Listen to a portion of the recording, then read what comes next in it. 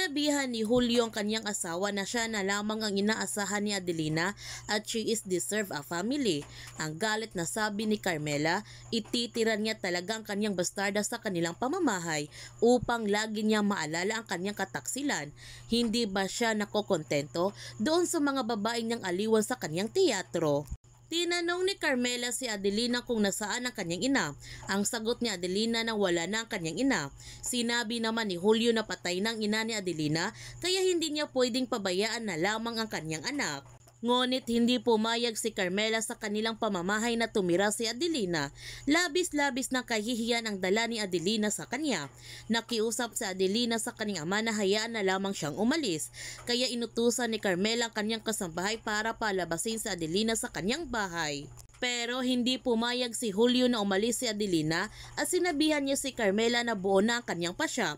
Bilang padri pamilya ng tahanan na ito, dito manirahan si Adelina sa ayaw niya o gusto. Kaya ipinakilala na ni Julio kay Adelina ang kanyang asawa at ang kanyang kapatid na si Teresita. Simula ngayon tatawagin na niya si Carmela na mama. Ngunit ayaw magpatawag ni Carmela na mama kay Adelina at ang nais niyang itawag sa kanya ay senyorita. Ayaw niyang malaman kanino man kung ano o sino si Adelina. Ipapakilala niya ito bilang malayong kamag-anak ni Julio at hindi niya pwedeng tatawagin na papa si Julio kundi tawagin niya ito tiyo.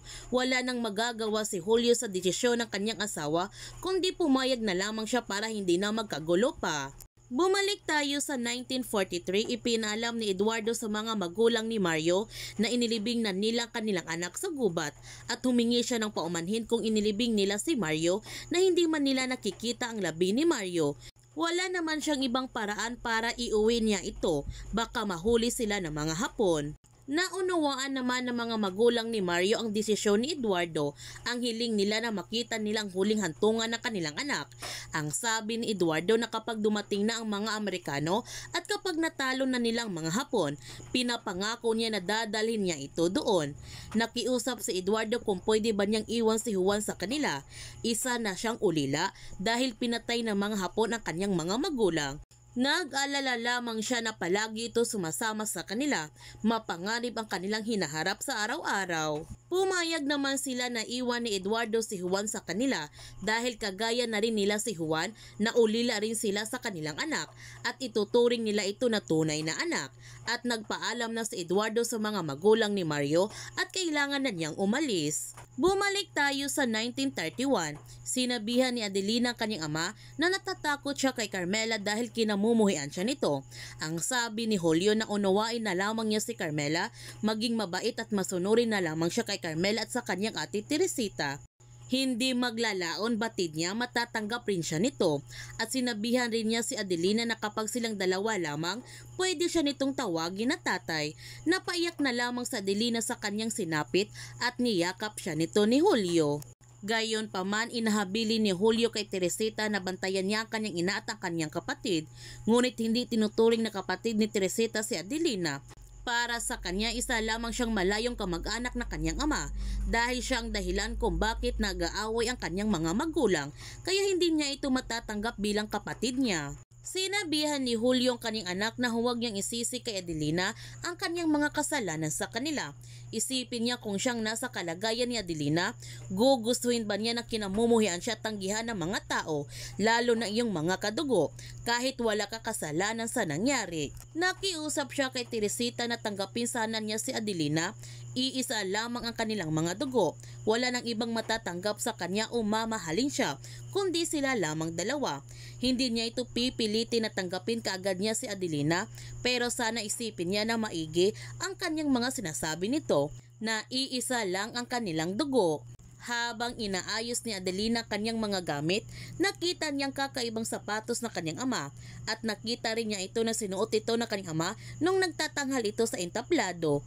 Kaya sinuot niya kaagad ang sapatos na kanyang ama dahil gagayahin rin niya ang sayaw na kanyang ama. Gusto rin ni Adelina na sumunod sa yapak na kanyang ama upang takasan ng mga pagsubok sa kanyang buhay. Natuntun rin ni Eduardo ang pamamahay ni Julio at nakita siya ni Julio sa labas kaya nilapitan siya nito. Nagtanong si Julio kay Eduardo kung ano ang kanyang ginagawa dito, paano niya nahanap ang kanyang bahay. Ang sabi ni Eduardo, ipinagtanong niya ito sa sinihan kung nasaan ang kanyang bahay at nagpunta siya nito para balaan siya na mahalin at alagaan niya ng mabuti ang kanyang kapatid. Huwag na huwag niya ito sasaktan at lalo nang huwag siyang papayag na apihin si Adelina ng kanyang pamilya kundi siyang makakalaban nito. Natatawa na lamang si Julio sa mga sinasabi ni Eduardo at pinalayas niya ito sa kanyang bahay, baka masapak pa niya ito. Nakita si Adelina ni Carmela na sinusuot niya ang sapatos ng kanyang ama, kaya humihingi siya na ito ng paumanhin. Nais lamang niya malaman kung kaya ba niyang gawin ang sinasayaw ng kanyang ama. Sinabihan ni Carmela si Adelina na kagaya rin pala siya ng kanyang inang Querida. Kinukuha at inaangkin ang mga bagay-bagay na hindi man sa kanya. Mabuti na lamang patay na ang kanyang Queridang ina. Nasaktan si Adelina sa mga sinasabi ni Carmela para sa kanyang ina, kaya sinabihan niya ito na huwag niyang pagsasalita na masasama ang kanyang ina. Siya na lamang ang insultuhin, basta huwag lamang ang kanyang ina. Ang sabi ni Carmela na may karapatan siyang pagsalita na masasama ang kanyang ina dahil winasak niya ang kanyang pamilya. Sinisiguro niya na masusunog na ang kaluluwa ng kanyang ina sa impyerno. Sinabihan ni Adelina si Carmela na pakasama na kanyang ugali kaya sa impyerno rin siya mapupunta. Nagalit ng gusto si Carmela sa mga sinasabi ni Adelina para sa kanya kaya sinasaktan niya ito upang turuan ng leksyon. Narinig naman ni Eduardo ang pag-iyak ni Adelina kaya pumasok siya kaagad sa bahay upang iligtas ang kanyang kapatid. Noong nakita niya na sinasaktan ni Carmela si Adelina, kaya hindi na siya nagdadalawang isip na itulak si Carmela at kumuha siya ng silya upang ipukpok niya kay Carmela. Buti na lamang napigilan siya ni Adelina. Kaya kinuha niya si Adelina upang itakas niya ito.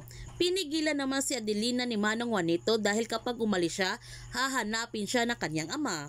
Ngunit hindi nakinig si Adelina sa mga sinasabi ni Manong Juanito at sumama na siya sa kanyang kuya Eduardo. Sinabihan ni Teresita si Juanito na pabayaan na lamang niya si Adelina.